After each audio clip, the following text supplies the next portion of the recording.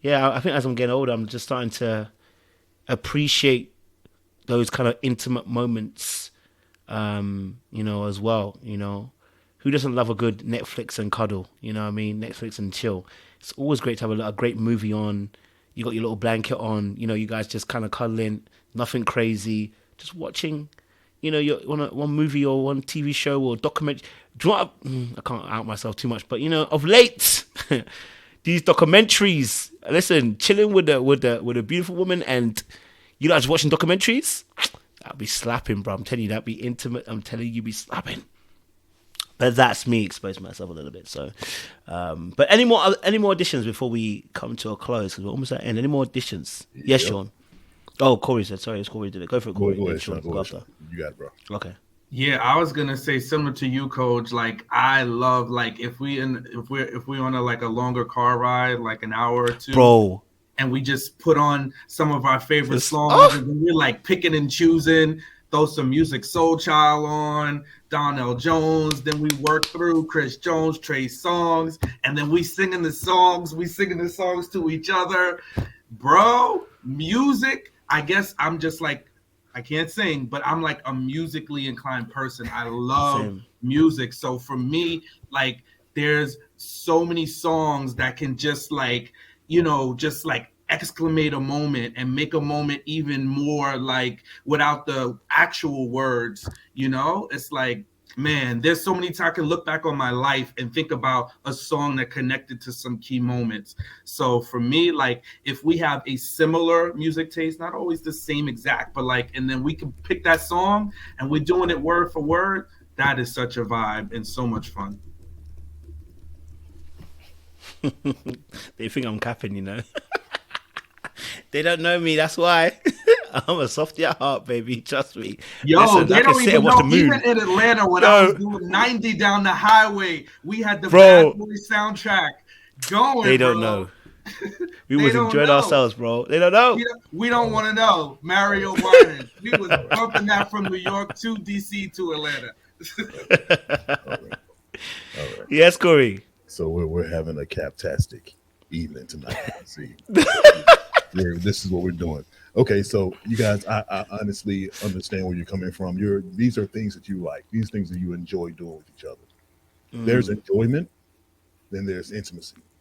So for me, I can list some things off that I enjoy doing with my woman, but when it comes to intimacy, what touches her soul, that is always going to lead to the other side, and it's supposed to.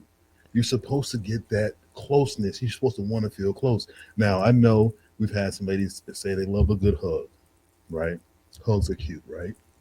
But that hug that you have when he grabs you in the way that you like to be grabbed, and he got some of that gotcha cologne on, then you tell me the thoughts that are going through your head at that time that everything is cool. We're going to just leave it there.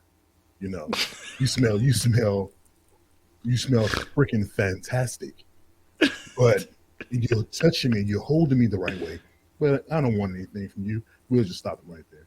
That doesn't happen. I'm not saying it does. I'm not saying it. I don't say that my energy doesn't rise. I'm just saying I love those intimate moments, though. I'm not saying that there's not times where I'm overridden by that feeling.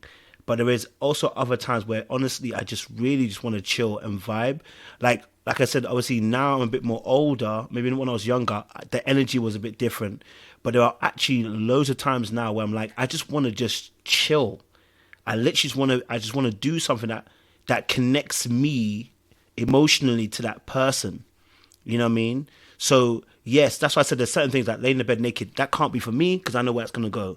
That's me. But can I sit in a car on a late night drive and we drive and we cruising and we're listening to music, listen to a whole album there and we're all singing and jamming and chilling? I can do that. Can I sit down with you, watch a bit of Netflix and watch the documentaries as we're going on and just watch for hours? Listen, I can do that. You know what I mean? So there is limitations to what I can and I cannot do. You know what I mean? I can cuddle. Now, can I do extended 1 hour cuddles? No, I'm going to fall asleep or we're going to end up going somewhere. So yes, I can't do that for extended periods of time. And so there's certain things I necessarily wouldn't do. So I'm with you. I'm with you on that, Corey. I'm not going to say you're wrong. I'm saying, but there is so many times now where I'm like, I really want to build that bridge between myself and that person where it's deeper than just the sex part. You know what I mean? So maybe beforehand I wouldn't have said that. Honestly, I wouldn't have. But I don't know. Something's changed in me of late. You know what I mean? Yeah, Who's opening mic? Go for it, Corey. yeah, and I get where you're coming Look at from the with suit that, with right? that. I understand where you're coming from with that, but the deeper level you're trying to get to, when you say you want to be able to experience your partner in a way that other than sex, well, you're doing Yeah. that. You're doing that. So if you're doing something that touches your partner's soul in such a way that makes her want to do X, Y, and Z, then you've done just that. You've obtained that goal. So being able to do it and then being able to just say, okay, I don't want to do anything else, that's a different thing. To me, it's a different thing. I think that once you can tap into that other type of energy with your partner that gives them that same desire, then yes, you've accomplished that goal. But if you can't do that, then you have not accomplished that goal. Then you need to work on your intimacy a little bit more.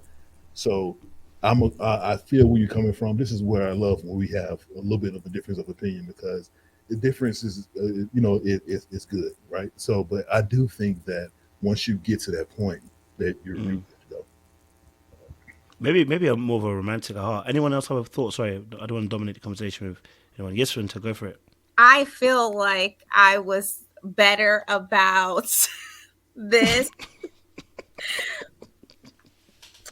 I'm gonna be honest. I turned 41 in September, Oh, girl, and you look good. as a woman who has practiced abstinence for quite some time, I have found that that is very difficult once you hit your sexual peak as a woman. I hear Yep. you. And I I hear know all you. where of this that That's is fair. going. rubbing and touching, and I ain't got it. I'm telling you now, you rub and touch me in the right places, we both gonna be repenting in the morning because Praise the Lord.